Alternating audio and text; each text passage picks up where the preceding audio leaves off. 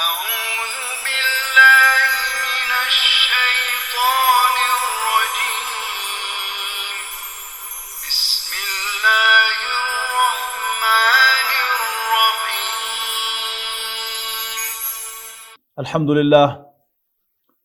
الحمد لله نحمده ونستعينه ونستغفره ونؤمن به ونتوكل عليه ونعوذ بالله من شرور أنفسنا ومن سيئات أعمالنا من يهده الله فلا مضل له ومن يضلله فلا هادي له ونشهد أن لا إله إلا الله وحده لا شريك له ونشهد أن سيدنا محمدا عبده ورسوله أرسله بالهدى ودين الحق ليظهره على الدين كله وكفى بالله شهيدا فصلى الله عليه وسلم تسليما كثيرا كثيرا اما بعد فاعوذ بالله من الشيطان الرجيم بسم الله الرحمن الرحيم اقرأ باسم ربك الذي خلق.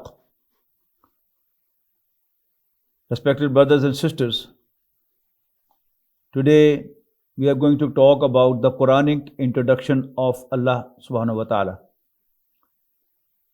Mostly we read the Quran with the assumption that people of Arabia, the Quraysh, the people of Makkah didn't know Allah at all. The Holy Quran does not stand with us in this assumption. We find in the Holy Quran that Allah Almighty has many times clearly described لَإِنْ سَأَلْتَهُمْ مَنْ خَلَقَ السَّمَاوَاتِ وَالْأَرْضِ لَيَقُولُنَّ اللَّهُ. Indeed, if you ask them who created heavens and the earth, they would indeed say Allah. It means they knew Allah very well. They believed in Him as the sole creator of this universe. The word Allah in Arabic was formed for Allah only, not for anyone else. As in English, we have got two gods. One is a God with small g, and the other is the God with the capital G. As for the small g, we know it has a plural, gods, it has a feminine, goddess, and then plural of the feminine, goddesses, gods and goddesses. Whereas God with capital G doesn't have any article before this, not a, not the. Similarly, there is no plural of the God with capital G, and there is no feminine of God with capital G. So it's obvious and evident that Allah was very well known to the Arabs, and they believed in Allah as creator. Not only that, in Surah Yunus, ayat number 31, we find قُلْ مَنْ يَرْزُقُكُم مِّنَ السَّمَاءِ وَالْأَرْضِ أَمَّنْ يَمْلِكُ السَّمْعَ وَالْأَبْصَارَ وَمَنْ يُخْرِجُ الْحَيَّ مِنَ الْمَيِّتِ وَيُخْرِجُ الْمَيِّتَ مِنَ الْحَيِّ وَمَنْ يُدَبِّرُ الْأَمْرَ سَيَقُولُونَ اللَّهُ. O Prophet, if you ask them, who provides you from heaven and the earth, and who controls your eyes and ears, and who brings forth dead from living and living from dead, and who plans the matters, the issues, the things, they will say Allah. فَقُلْ أَفَلَا تَتَّقُونَ. Then ask them, why don't you fear Him? فَذَلِكُمُ اللَّهُ رَبُّكُمُ الْحَقُّ. And this very Allah is your real Lord. And the first ayah revealed in the Quran also, if you carefully read this ayah, Allah Almighty is telling Rasulullah Sallallahu Alaihi Wasallam to read in the name of his Lord. Iqra bismi rabbik alladhi khalaq, one who created. So Allah known as created is for granted. And the new introduction of Allah is that He is the Lord. He is the Rabb. Almost in all English translations, you would find the meanings of Rabb as Lord, as ruler. But in Persian and Urdu, it has been translated as Parvardigar, Palne Wala, the one who raises you, one who provides you. It's important to understand that as the word Allah was formed in Arabic for Allah subhanahu wa ta'ala alone, God Almighty, whereas the word Rabb in Arabic was not for Allah. This word was used by the masters of the slaves, by the lords. The first ayah revealed in the Quran, in fact, snatches from them the throne in which they were sitting, the chair they were having. Allah Almighty says, "You are not the Rabbs, I am the Rabb." So, Iqra bismi rabbika alladhi khalaq. Read in the name of your Lord who created. So, Allah Almighty was known as creator, but He was not known as Rabb. Allah subhanahu wa ta'ala, in the first ayah revealed in the Quran, introduced Himself as Lord, as Rabb. You'd say, what difference it makes? It makes a lot of difference. Since all the masters of the slaves, they were known as Rabb, Arbab is plural of Rabb. And when Allah Almighty asked them to leave the chair, to vacate the throne, it's mine. So they turned the worst enemies of Rasulullah sallallahu alaihi wasallam, who was taking away from their position, their seat, their throne, their part. So introduction of Islam was that yes, you are being served, you are makhdum, that they serve you, but you are not their Lord. Lord is the one who created. All of you, I asked a question that Allah Almighty has many names, many attributes. Which attracts you the more? Most of you would say Ar-Rahman, Ar-Rahim. Some of you will say Ghafoor, forgiving. Ar-Rahman, Ar-Rahim, compassionate, merciful. Ghafoor, forgiving. Provider, Ar-Razzaq. But the most important thing is that how Allah Almighty introduces Himself in the Holy Quran. His introduction in the Quran is that He is your Lord. What's the difference between a Lord and a creator? I give you an example. You have a piece of land. You are the landlord of that very land. It's up to you. You leave it as such. You turn it to a grassy plot. You decide to have a high-rise building in that plot, piece of land, or you decided to convert it to a field, football ground, hockey ground, basketball ground, or whatever. It's up to you.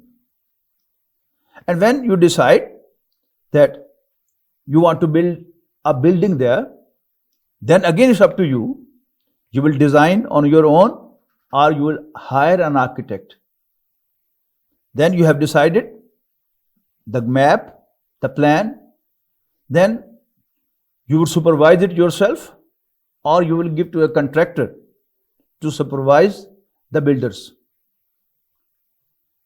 When the building is complete and handed over to you, again it's up to you. You want to continue as built as long as you want, or you want to make an amendment, or you decide to demolish the building. It's all up to you. When you decide to demolish or to make an alteration, the builder cannot come and say, "Oh, I raised this wall.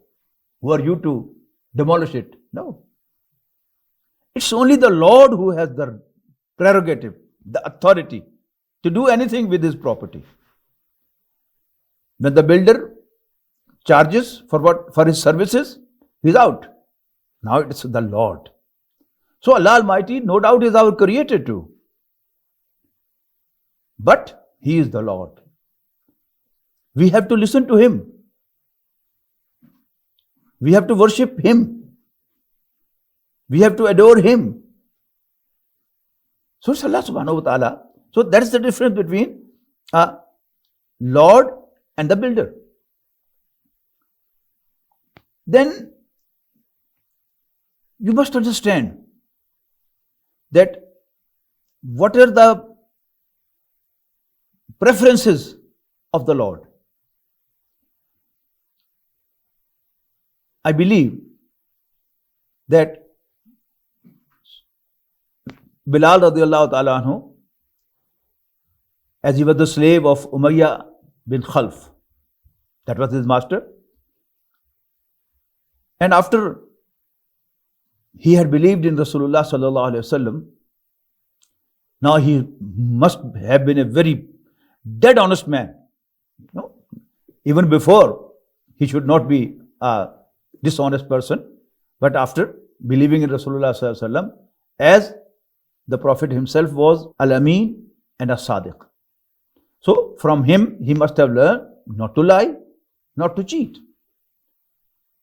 Now when he went back to his master, and he must have told him that, sorry, I have not been very cautious about your service before, but now the son of the Hashim family, Muhammad sallallahu alaihi wasallam, has asked me not to cheat, not to lie at all. So from now onwards, I'll serve you more honestly, and no way I would lie to you. He should have been happy, as need of an employer is that his employee should be honest, loyal, hardworking, and credible. But the question is, why Umayyah bin Khalf beat Bilal radiallahu ta'ala anhu? You should clearly understand the requirement of an employer and requirement of the Lord. You want an employee, an assistant for your office. You would advertise, or you will ask your friends that I need such and such person, and all the applications do you receive, you check the CVs, and then you shortlist them. You shortlist two persons. One is a Muslim, the other is a non-Muslim.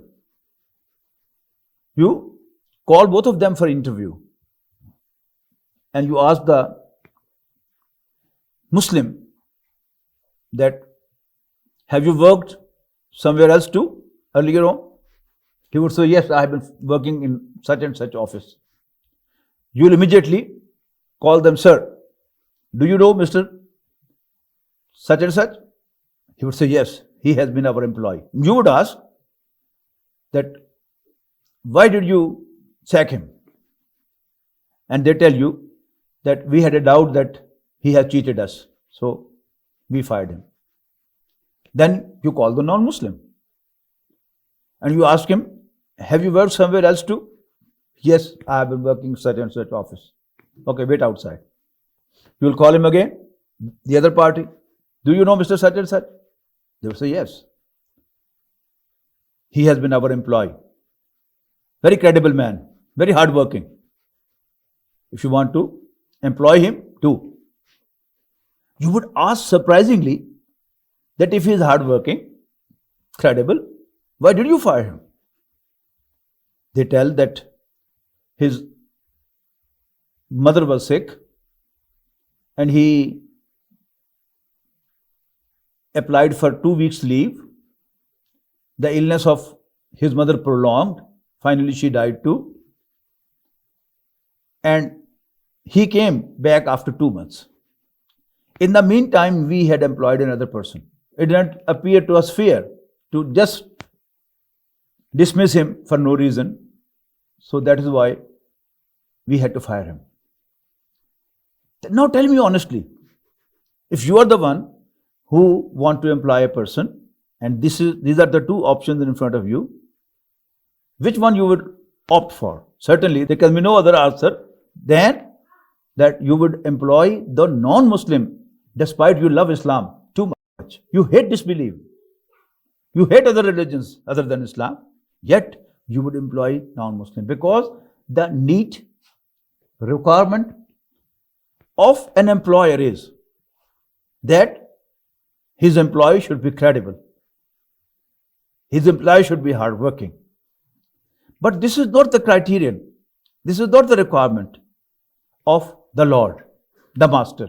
Bilal radiallahu ta'ala anhu, while telling his master that I'll serve you more honestly and I will never ever lie to you, he must have added one sentence, but sir, you are no more my Lord. Now Umayyah bin Khalf must have said, how dare you say that you are not my slave? He beat him, punished him, and then asked him, tell me, who's your Lord? Bilal said, Ahad, only one, not you. He beat him again, persecute him again, and then again asked, who's your Lord? Bilal radiallahu ta'ala said, only one, Ahad, not you. So Bilal was being punished because he was disowning his Lord Umayyah bin Khalf as his master, as his Lord. So it's very important that Allah subhanahu wa ta'ala, no doubt, is Ilah, worthy of worship. He is provider, Ar-Razaq. He is compassionate, merciful, Ar-Rahim, Ar-Rahman. He is Al-Ghaffar, forgiving, kind, and many attributes he has. But the question is, what's the most important attitude? The opposite of Lord is slave. In the Quran, the word used for slave is Abd. Inni Abdullah, I am Allah's slave. Abdullah, Allah's slave. My name Abdul Sami, slave of the hearing. Same, Allah subhanahu wa ta'ala. The question is, the word Abd, how can it be translated? The first English translation, which was very close to the Arabic text of the Quran, and obviously, which became very popular, rightfully, that is Pickthall's English translation, Meanings of the Glorious Quran by Muhammad Marmaduke Pickthall.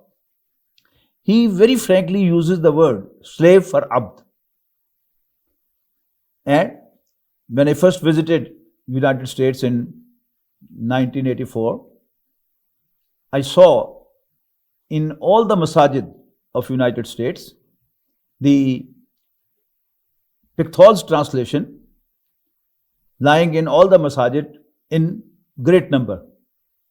In small masajid, 10 copies, 22 copies. In big masajid, 50, 60 copies of the Meanings of the Glorious Quran by Pickthall. But when I visited United States and then UK too, in 90s, now I found translation of Professor Abdullah Yusuf Ali lying in every masjid, and both of them were actually printed at a very large scale by Saudi Arabia and distributed in the English-speaking world free of cost. Pickthall translates the word Abd as slave, very frankly, without any reservation. But Abdullah Yusuf Ali is hesitant. In the meantime, there was a time when there was a British rule in most of the world. But now America was a superpower. And in America, the word slave is an abuse. Although there is a slavery, there is a racism, but at least at the forefront, at the constitution level, the slavery was abolished.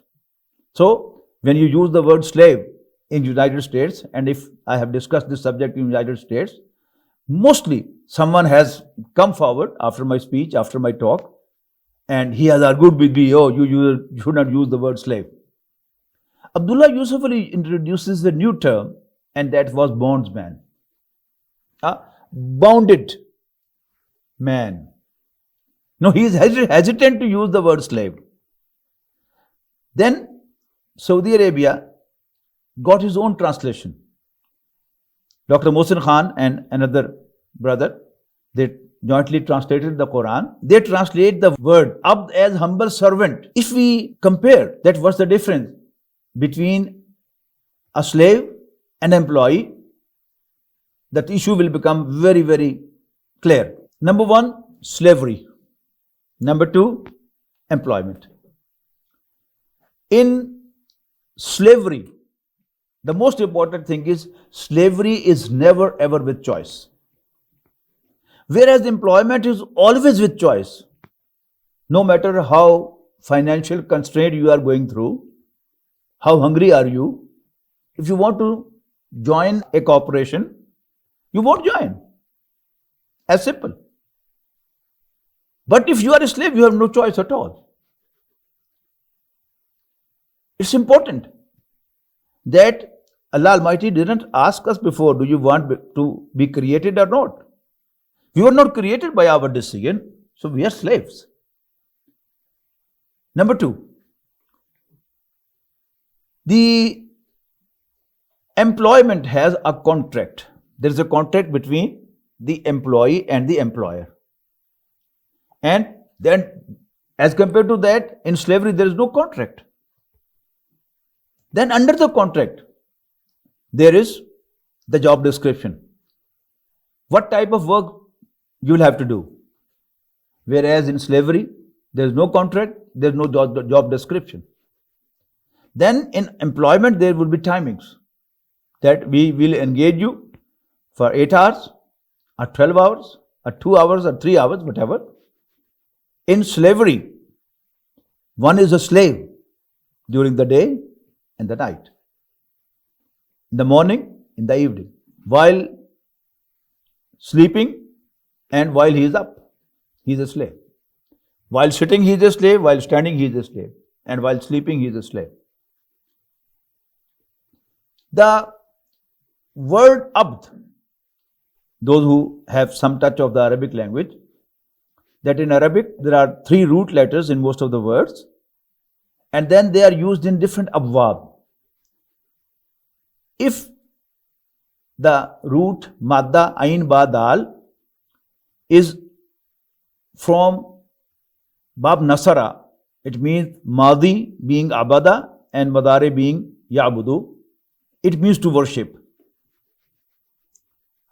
While if it is from bab karuma, that is abuda ya'budu, it means to be slave since ever, from generations. From bab nasara, the ism file would be abid, the worshipper. And the sifat from abuda yabudu would be abdun, slave since generations. So Allah Almighty is our Lord, not our employer. So Dr. Musir Khan translates the words abd as humble servant. Be certain, without any doubt, that no matter how humble is a servant, he is a servant, not slave. We are Allah's slaves. We are not your servants. Not for a limited time. We don't have any job description that we have to do this and we have not to do that. All Allah tells us to do, we have to do, since we are His slaves. In Surah Al-Fatiha, as it was discussed last time, now we come to the ayah before that. Last time we mentioned Ihdina Sirat al-Mustaqim, that guide us, direct us to the straight path of those who won your favor. Now we come to the ayah 4 of this surah, Iyyaka na'budu wa iyyaka nasta'in. If we translate from Bab Nasara, translation would be, O Allah, we worship you alone and we ask you alone for help. That means worship is an act. An act has a beginning, a start, and then it has an end. We start prayer, Allahu Akbar. We start the worship of prayer. And by Assalamu alaikum wa rahmatullah, we conclude the prayer, we come out of the prayer. Whereas, we were slaves before prayer, we are slaves in the prayer, and we would be slaves when we are out of the prayer. We are asking Allah, we are telling Allah subhanahu wa ta'ala, "Oh Allah, I offer 2 rakat of nawafil for you, and you give me 2 loaves of bread, 2 pieces of bread." Allah Almighty says, "Go, I don't need your prayer." Allah doesn't need a prayer, but I am hungry, I need bread.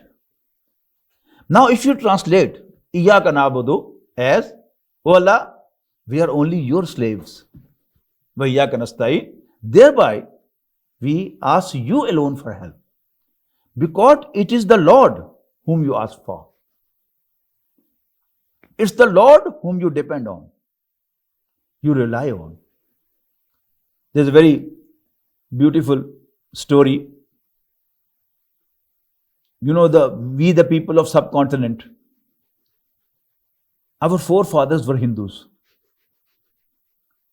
But we, by the grace of Allah subhanahu wa ta'ala, our Lord, we are Muslims.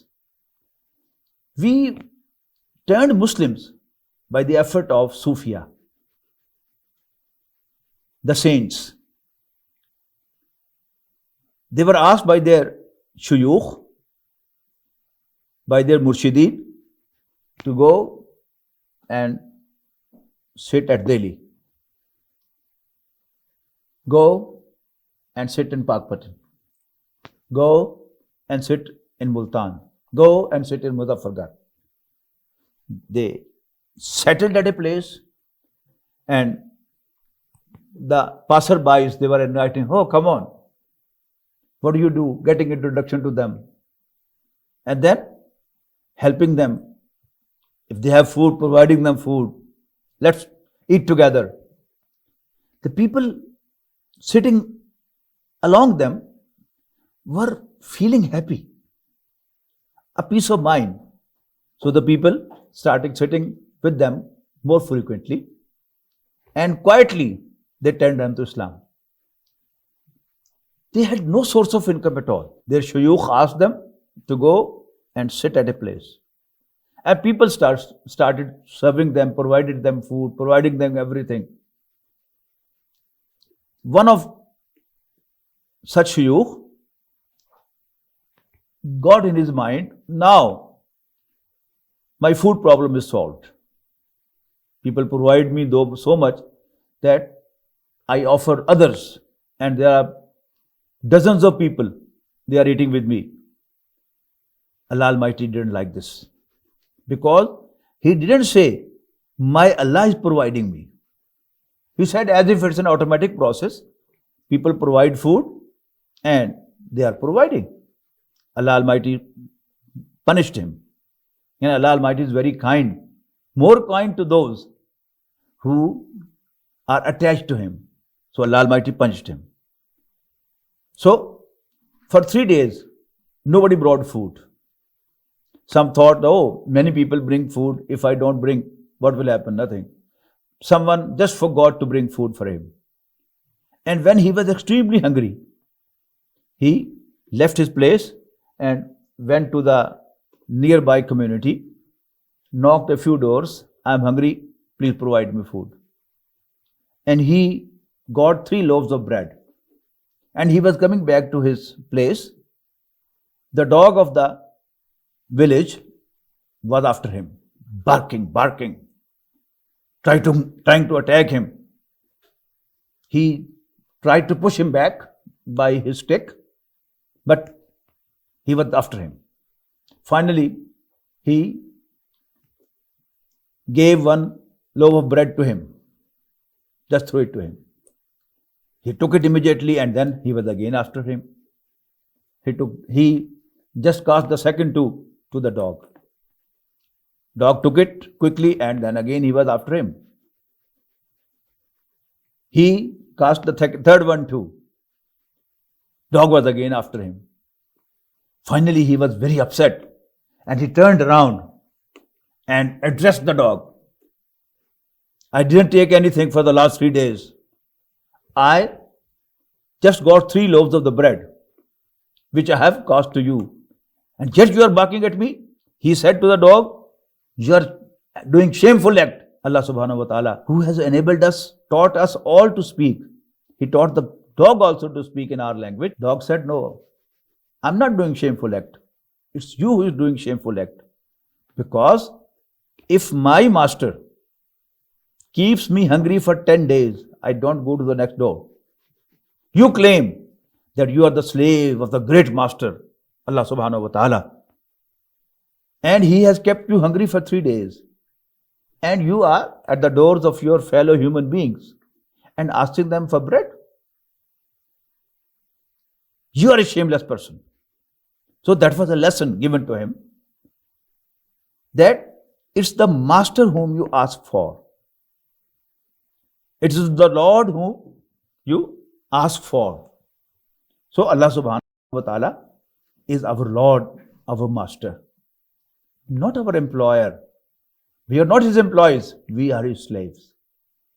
So that was the introduction of the subject, that Allah Almighty in the Quran introduces himself as Lord. Now we go to the other part of the talk. That is when you come to this conclusion that Allah is our Lord and we are his slaves. Then what do we owe to him?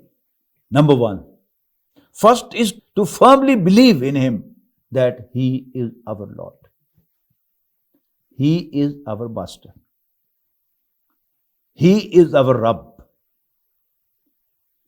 And this is such a beautiful expression that you sit alone and not even by words, within your heart, within your mind say again and again, oh Allah, oh my Lord, I'm your slave.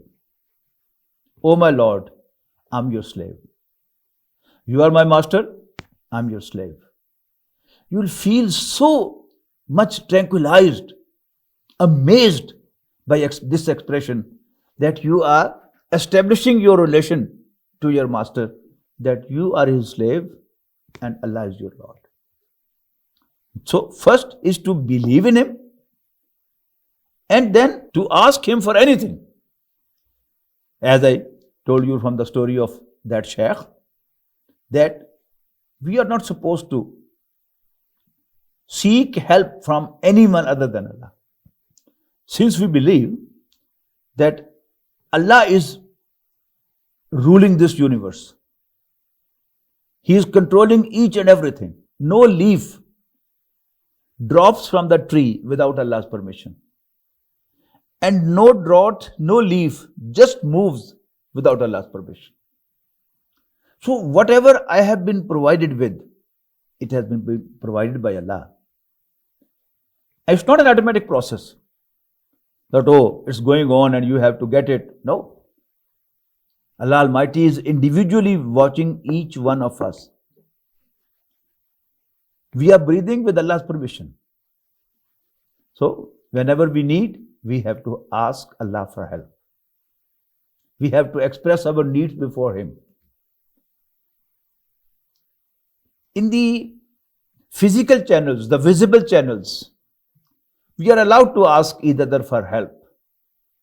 But in the metaphysical channels, we are not allowed to ask anyone for help. For example, we have a belief in Mikail alayhi salam, that Mikail, the angel Mikail, he is appointed from Allah Almighty on the distribution of provision, rizq. So it is Mikail and the angels under him who bring the winds and then drop the rains. It is the army of Mikail who is bringing food for us in the sea, on the trees, in the crops, all that. Yet we are not allowed to ask him for food. We cannot say, oh Mikail, please bring rain. No. We have to ask Allah subhanahu wa ta'ala. We cannot address Mikail. Likewise, we want to give someone the supplication of long life. We cannot say, Israel alayhi salam, oh, please give him long life. Don't get him earlier. Give him, allow him to live more. You cannot say, I cannot say this to Israel alayhi salam. Yes, I'll request Allah subhanahu wa ta'ala and pray for you, for your long life. You pray for my long life to Allah subhanahu wa ta'ala. He will make a decision, and then his decision will be conveyed to Israel alayhi salam, and then the compliance will be done by him.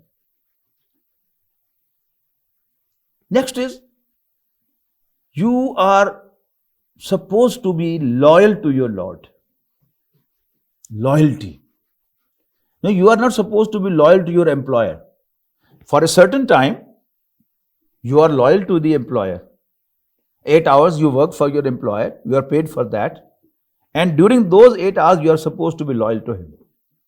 But as soon as you leave the office, now you are a free man of your country and you can do anything.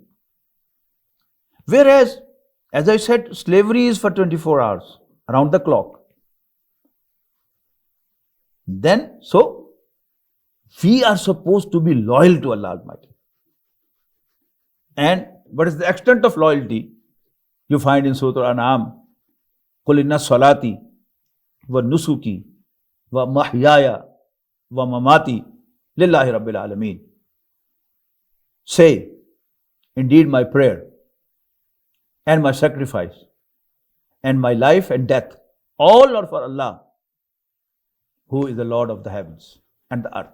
Rabbul Alameen, Lord of all the worlds. Then you have to depend. There's something very important. Again, the difference between the employer and the Lord.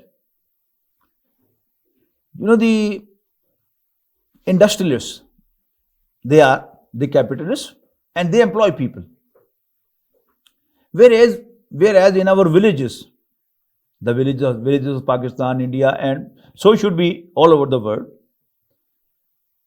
the feudal lords, they have a good number of people who work for them, but they don't have any wages for them. There's no salary.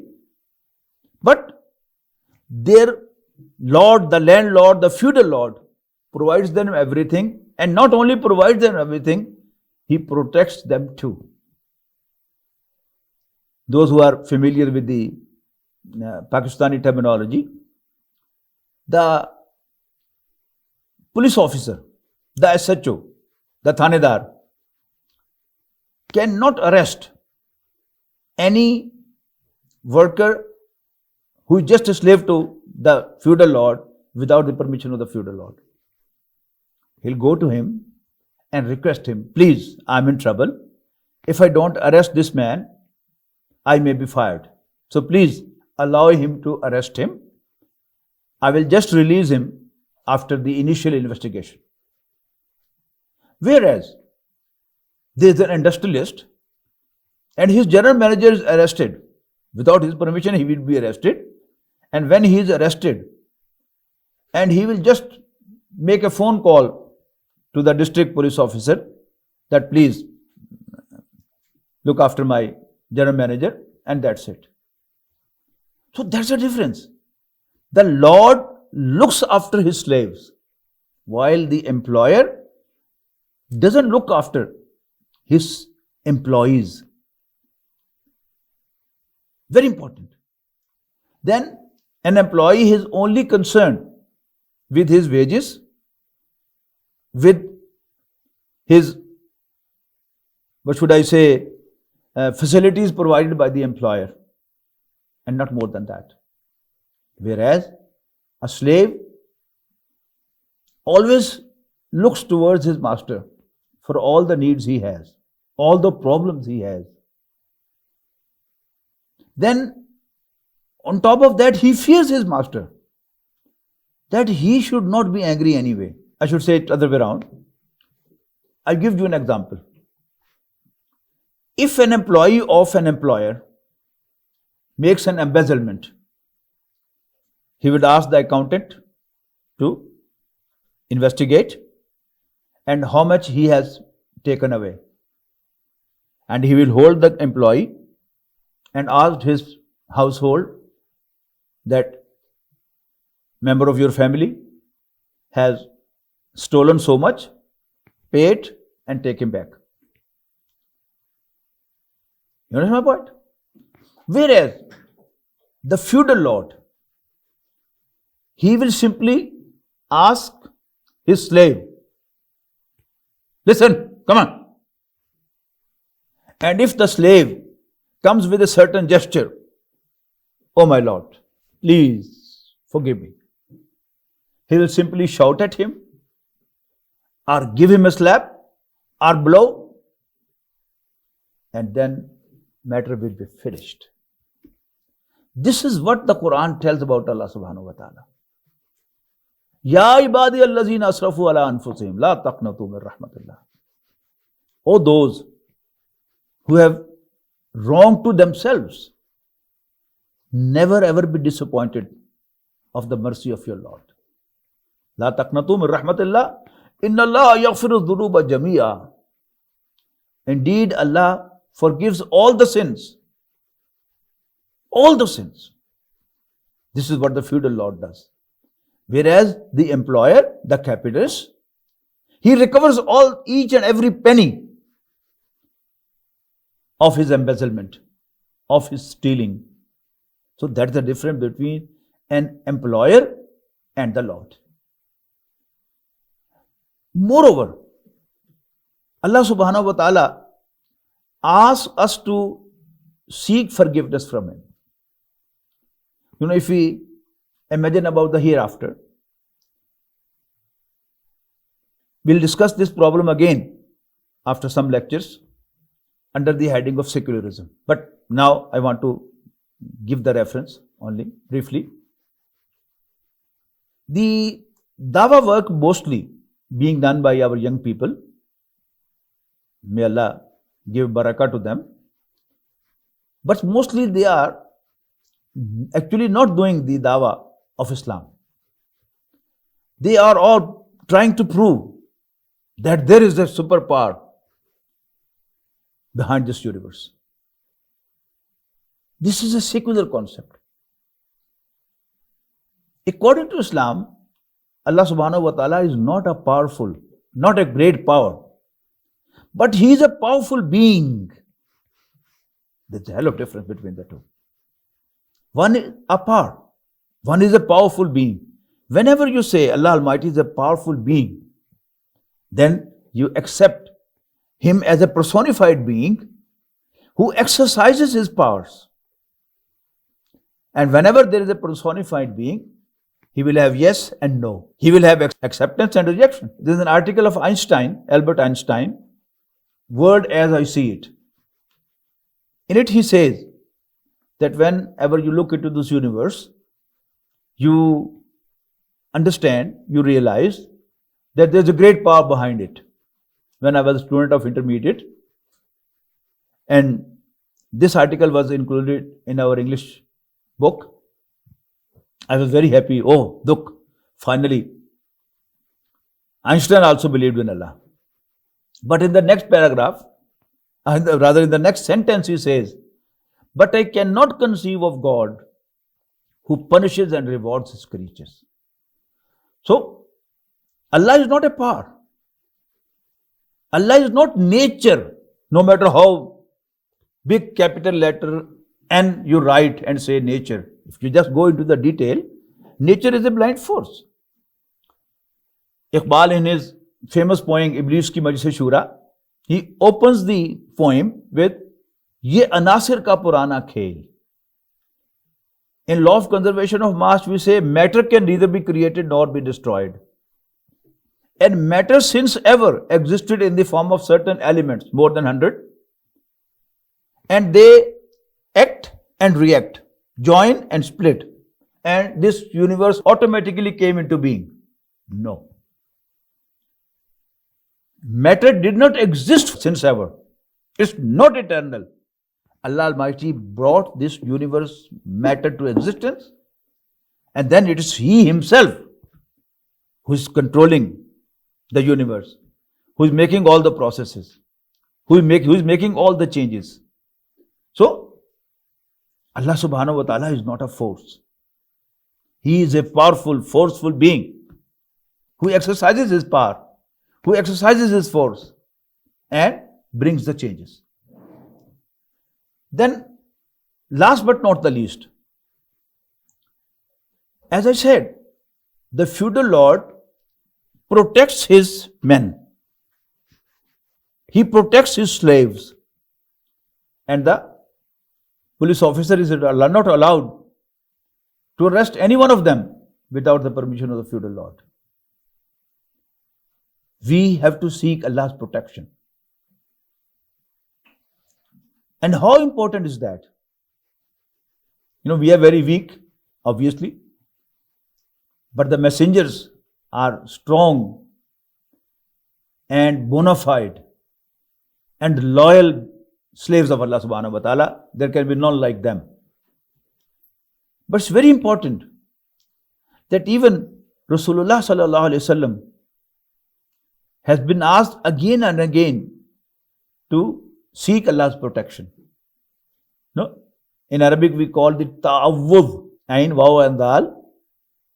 Ta'awwuz, to seek protection. In the Quran, it's always in the singular form of the second person. You, O Muhammad sallallahu alaihi wasallam.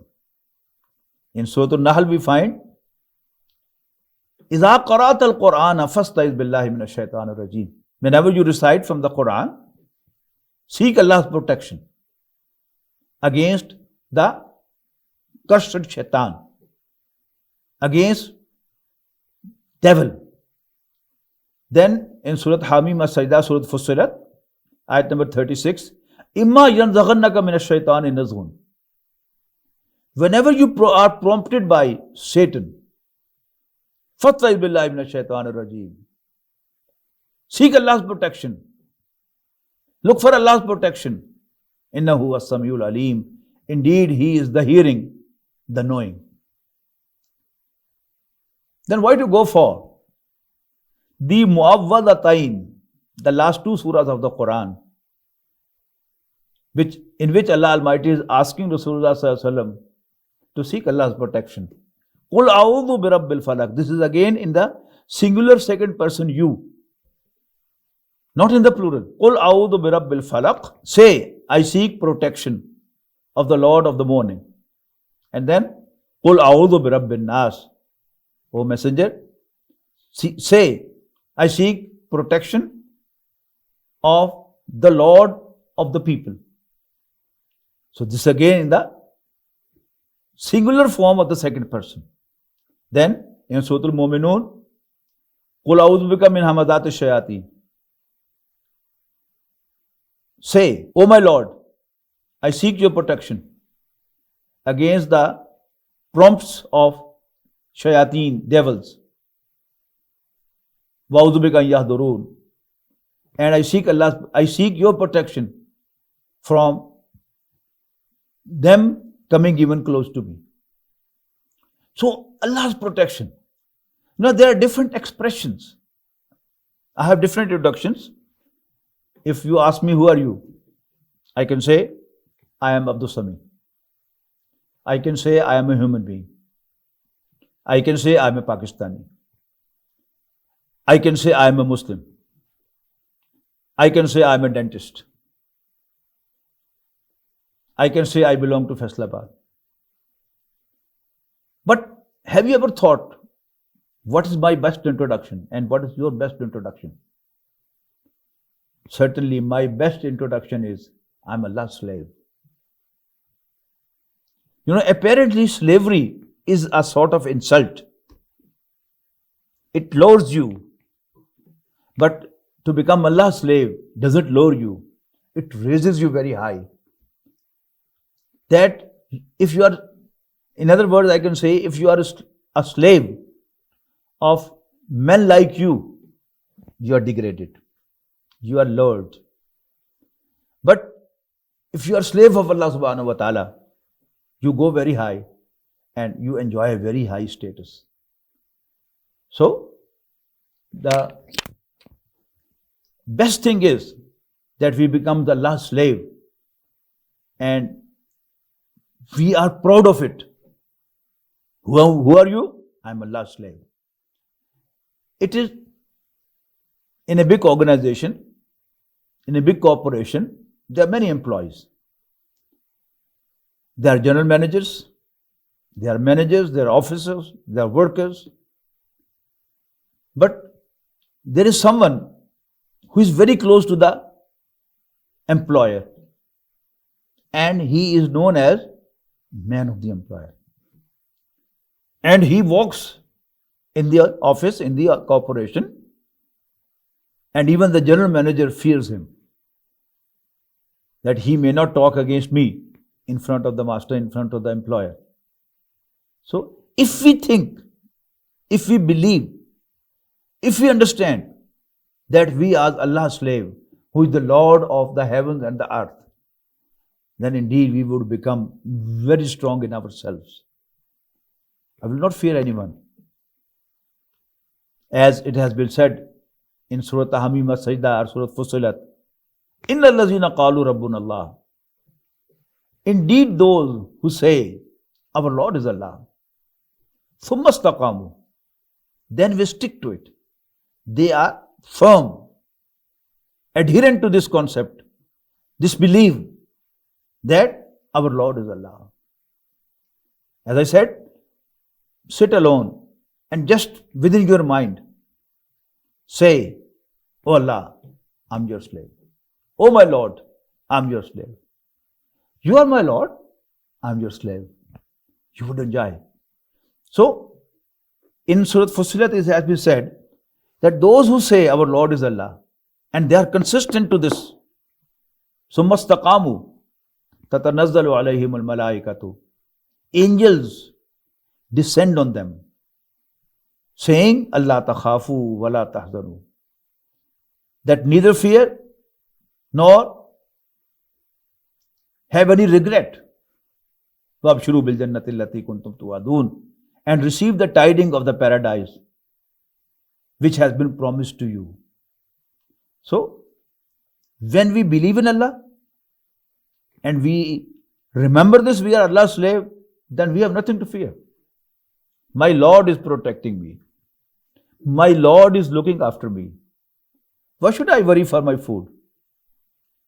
Why should I worry for my problems? My Lord is living. He is knowing. He is watching. And He is all powerful, fully capable. I want to help you. I am very sincere. Yet I may not be able to help you because my resources, my ability, my capabilities are limited. Whereas Allah Almighty is fully capable. He is fully powerful. He has all the powers. Everything is at His discretion. So whenever He wants to help me, no one can stop Him. And this is so important that Rasulullah ﷺ included this dhikr in the azkar after prayer. After first prayer, he used to say, Allahumma la mani'a lima a'tayta. Oh Allah, something which you decide to give me, no can stop it. Wala mu'tiya lima manata, and there is no one to provide me but you stop. So, let us become Allah's slave in the real spirit.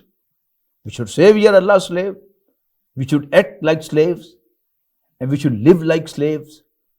And we should do all He asks us to do and leave but He asks us to leave. Akhiru dawana and alhamdulillah rabbil alameen.